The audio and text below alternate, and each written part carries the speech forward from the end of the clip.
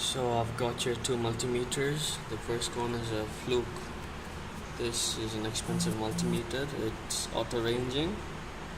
And the second one here I got is a basic meter. It costs like $250 in Pondy. And as you can see, there are a lot of various settings which we'll have to manually configure. So now on the Fluke, as you can see here, there are various modes of operation. The first V with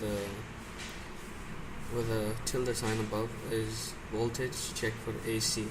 Second V with the straight line and dotted lines is for voltage with DC. So DC voltages are batteries. And third one is to check for millivolts.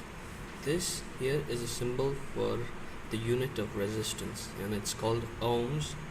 And this sign is used for checking connectivity, to check if two leads are connected. And here this is the symbol for diode. It's used to measure each diode. And this again is a symbol for measuring AC current and DC current. And the same here for the other multimeter. For the DC voltage itself, it has many settings. It has a 200 milli setting, 2000 milli setting, 20 volt setting, 200 volts and 1000 volts.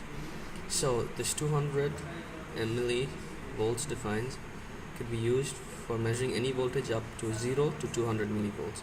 And similar, this can be used to measure any voltage 0 to 20 volts, and respectively the others.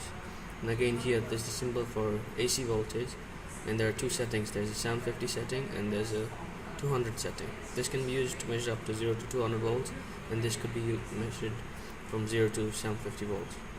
And this is the DC current, and there are three settings. It has a 2000 micro, 20 milli and a 200 milli.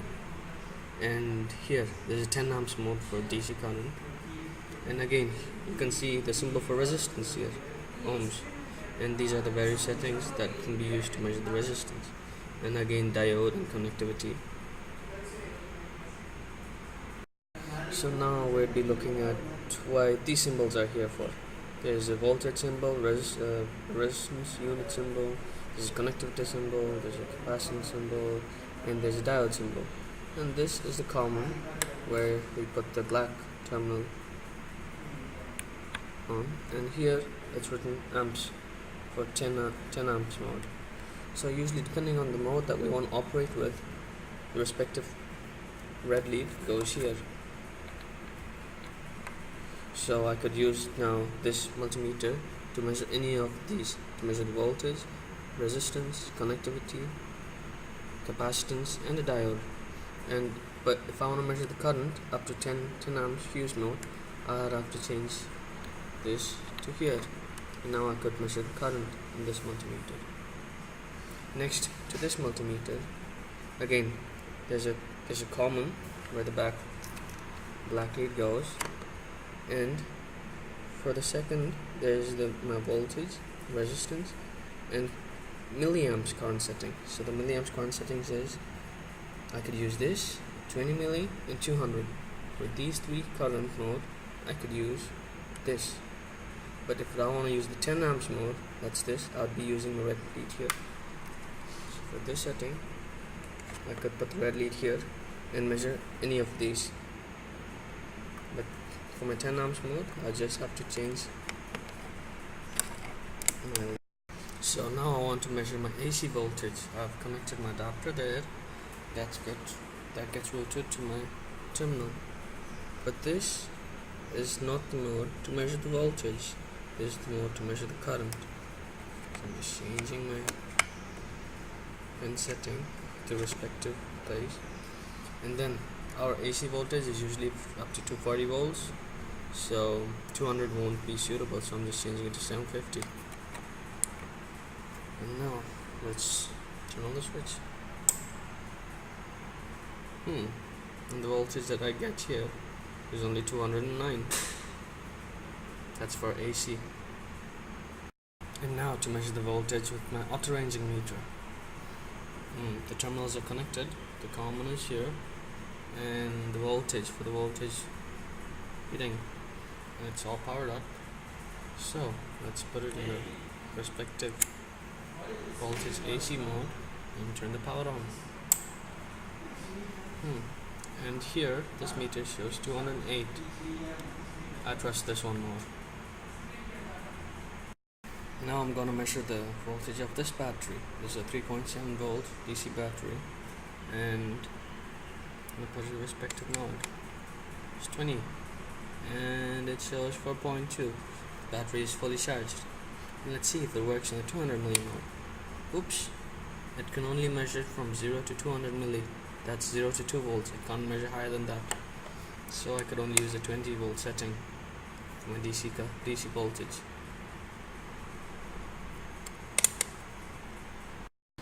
Now I'm measuring the same battery with my auto ranging meter. 4.13 volts. Now we're going to measure the resistance of this resistor. I've connected the two leads of my multimeter to the two terminals of my resistor. And this is an important note: never measure the resistance when a circuit is powered on. If this resistor is in a circuit and the circuit is powered on, and you put the multimeter in the resistance node, well, for this it might not get busted, but this multimeter will definitely go busted. So I'm going to turn on to my resistance mode, and my autometer shows that it's 328.8 kilo ohms. Okay, so nice. Now to measure the resistance of the same resistor with my other meter. So right now it's in my 200 setting, and it shows it can't do it because there was 328 kilo ohms. That's 330 kilo ohms approx. And to my next setting, still it can't do it because it's higher than 2000 ohms. But in 20k mode, not possible. 200k mode, not possible. 2000k mode, yes. So whoa, okay, as you can see, this meter is a little okay, 390. So you know which meter to trust. While using all three modes of these, resistance, connectivity, and the diode, one thing to be aware of is to check whether my circuit is powered up or not. It should never be powered up when I measure that. And now to check the connectivity, I've connected the common to my VCC pin, and I've got another VCC pin right here, and I'm gonna check if this pin is connected, is shorted to that. I just take this and I place it on the VCC pin, and yes, it is connected. Meter does buzz.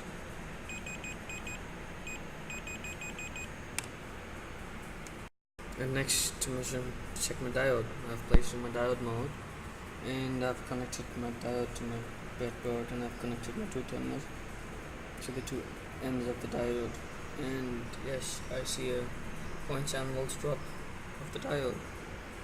And let's see what happens when I change my two nodes. Right now it's a short between my two terminals, and I'm interchanging the two common and my diodes, and it doesn't do anything because my diode only conducts when it's forward biased. And now I'm gonna test my LED, and I've connected my common to a node of my LED, and I'm gonna connect the other to the other terminal. Yes, my LED turns on. As you can see, LED is also light emitting diode, and only turns on when it's forward biased. And when I try to change the bias of my LED, no, nothing happens.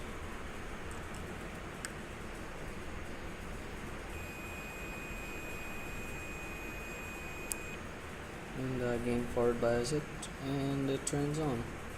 So I can tell that this is the positive terminal and this is the negative terminal of my LED.